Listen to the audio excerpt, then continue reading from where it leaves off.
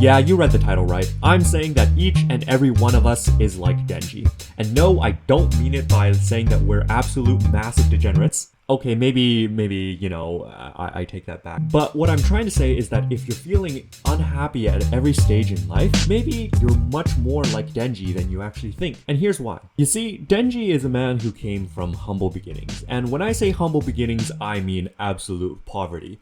Man was digging out of trash cans for his next meal. He was swallowing cigarettes to make a quick buck, and he was working as a lumberjack to pay his massive debt, which he will most likely never repay for all his life. And Denji really just had one simple dream: to eat some toast with some jam. And that was it.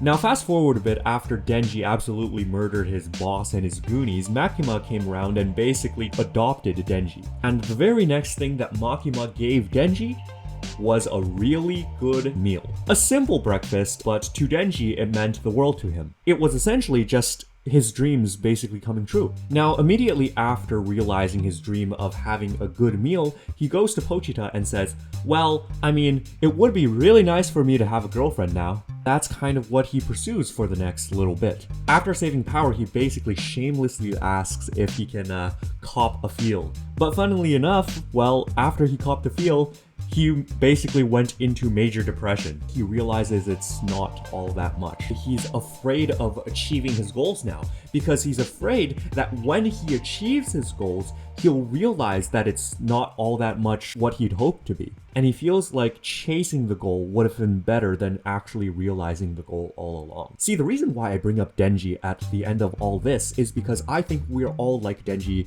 in a certain way. We're all suffering from this thing called the hedonic treadmill. And what the hedonic treadmill basically says is that once we've achieved a certain goal in life, whatever that may be, positive or negative, we get accustomed to it really quickly, and we soon set out to search for the next big thing. I think a lot of us take a similar approach in life. For the longest time, me personally, I thought that if I got into a good school, I will be happy. If I got this good job, I'll be happy. Oh, once I quit my job and leave for a new higher paying job, I'll be happy. It's all this, if I get X, I will be happy. And I think that's the trap of the hedonic treadmill. And it'll be this constant cycle of achieving something, but also not being happy with it and ultimately wanting something more. See, I think this is a feeling that is surprisingly more universal than we all think. I, for the longest time, thought that I was the only one who had this sort of problem, but it turns out so many other people do. I went to talk with one of my mentors over the weekend,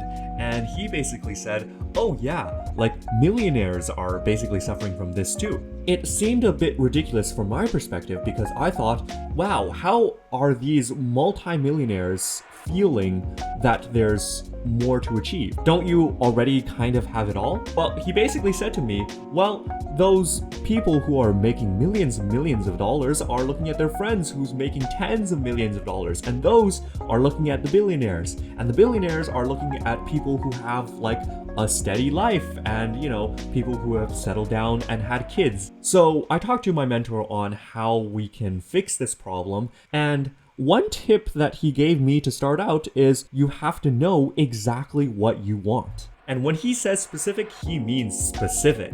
Like, to exactly quote the man, he says, don't just write a nice house, but 3-bedroom condo in Paris overlooking the river nearby the Latin Quartier. With turn-of-the-century moldings but modern, mild renovations, a single-sized elevator connects between the top and bottom floors, and there is a balcony that fits 3 large seating areas that open to floor-to-ceiling windows from the living room. A kitchen with 6 stovetops and a floating island is decorated with black and white marble. Downstairs, there's a 24-hour security and concierge. The building has a swimming pool attached with hot tubs. Like, things like that. And he said that's a good start to specificity. And he basically said to go on Pinterest and search for the images that most represent what you want. You see, maybe Denji's end goal was something along the lines of happiness stemming from a loving relationship or not having to worry about food being put on the table. Nevertheless, it's not the short-term goals that he seeked of having a jam sandwich or copying a feel. So if you're gonna take anything away from watching Chainsaw Man, know that we're all like Denji. We all achieve certain things and want more things. But at the end of the day, I think it's really good for us to get as clear as possible on what we want. That way, we won't get it and yearn for something much greater.